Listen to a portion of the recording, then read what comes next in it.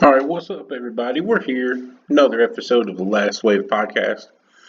First off, this podcast is getting a lot more views, honestly, than I expected at the beginning. I think our Mandela Effect Part 1 is up to like 50 views so far. That's awesome. I really, really appreciate that. Like, you can't even imagine. I really enjoy this little project and want to keep going. So, this is great that we're getting some getting some views out there. I'll probably only be able to do one episode this week. I'm still working on Mandela Effect Part 2, so that should hopefully come up this week, if not next Friday. So just be on the lookout for that, and I'll make sure I do at least one, if not two other episodes next week. So maybe three uploads next week if I can't get to them earlier this week. But today we do have a regular episode. This one is just on the normal path of random stuff. It's no what's the word, playlist or anything like that. Today we've got something that's pretty. Oh yeah, I'll say this at the beginning of every one, I believe, but all this stuff is really interesting, and this is something I've always been intrigued with, and that's the term. Well, that's what the term, that's what they're called, is the women in white or a woman in white. Basically, a spirit of a lady seen wearing a white dress. She's often moaning or wailing or crying. And just seen all different places, but we'll get into that. But it really, you hear them everywhere. Like every town, every city, more or less has one. If not every town in every city, then at least one in every state and most countries. So it's really a worldwide phenomenon, which is kind of rare as far as paranormal stuff goes. You've got your hauntings, poltergeists, UFOs, cryptids, and then you got this, and that's it's just one of those like top 5 or 10 things that everyone sees, but no one really talks about. The fact that everyone has a different version of it. So I thought it was pretty cool to dive into. You got, your old Victorian house haunting lady in white, dark, scary road at night, in the backwoods of, one of the states, some random, hitchhiker ghost, ghost standing on a cliff, waiting for a long lost lover. Basically, the lady in white. And like I said, every town seems like they have their own. Those are just a few versions. And why is this such a common occurrence in paranormal events is really my question. There's all kinds of different interpretations around the world, but it's the same visual phenomenon. In Holland and Germany and other European countries, there's old tales that these women are actually healing spirits, and they're good spirits. In Northern European countries, these are sometimes thought to be elves or spirits of nature. So they could honestly fit into the hidden world, but maybe it's just because we have such a new world view of them, we don't often associate that with them. But it is a possibility that it's all connected that way. In Ireland and some other countries, they are seen as wailing women and known to foretell death. So, and you hear that a lot. You hear them crying, moaning. Like I said, you hear them basically wailing in agony and sadness. They actually had an episode in American Gods, which you haven't seen that. Go see it. That show's dope. It's on Stars. Get to it if you can. Really, really fantastic show. The book's fantastic as well. You can pick that up anywhere. Um, Basically, in season 2, they did an episode where Mad Sweeney, one of the main characters, saw 3 women who seemed to be mourning at a funeral home, but he actually revealed to everyone they were actually this phenomenon. They were, wailing women, and their wailing meant death was close. No spoilers on that if you haven't seen that episode. But the women in a lot of these legends seem to be young and part of a tragic love story.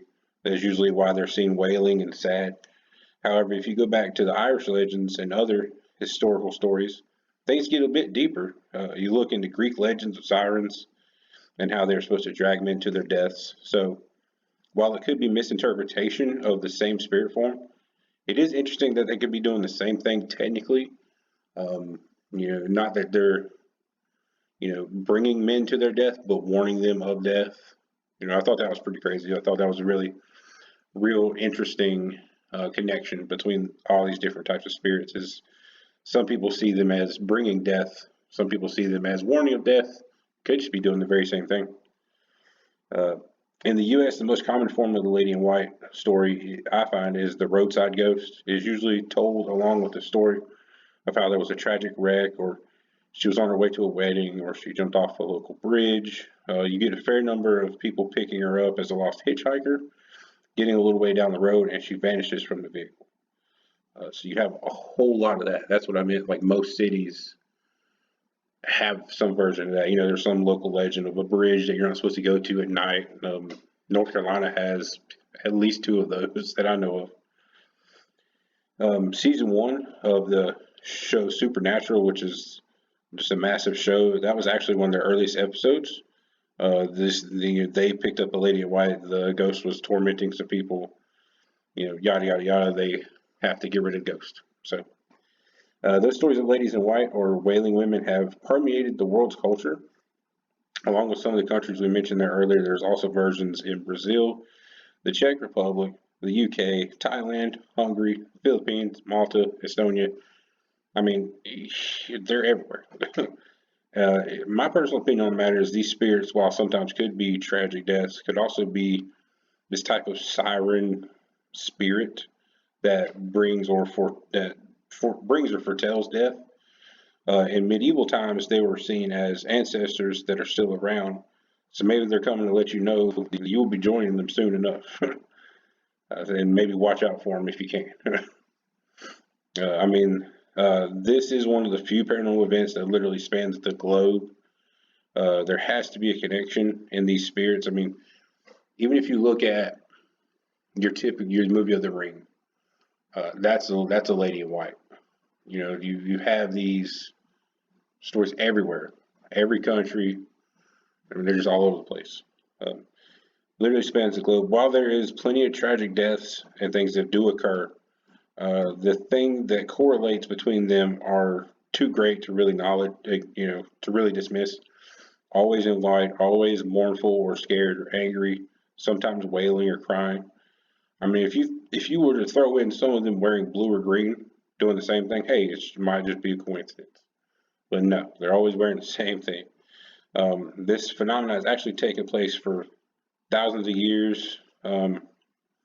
You've got, like I said, you got it in medieval times, Irish folklore, Norse folklore with being the elves, all the way to modern day, Lover's Lane type kind of stories. I know I say a lot of this in my video, but this is really one of my favorite topics. Paranormal things that have occurred around the world over thousands of years. I mean, it doesn't get much cooler than that. It really brings into perspective how everything can be connected in this field. And honestly, like I said, this didn't even mean for it to be when I started researching it. But like I said, it could tie into the whole hidden world thing, and it could be nature spirits or elves, and that's just another part of connecting the dots. One thing I'm going to dive into with the Hidden World series is poltergeist and their connection to elves and fairy lore and things like that. So literally all of this stuff in one way or the other, all of this paranormal umbrella could very well possibly fall under one great big, I guess, umbrella, to use my term again.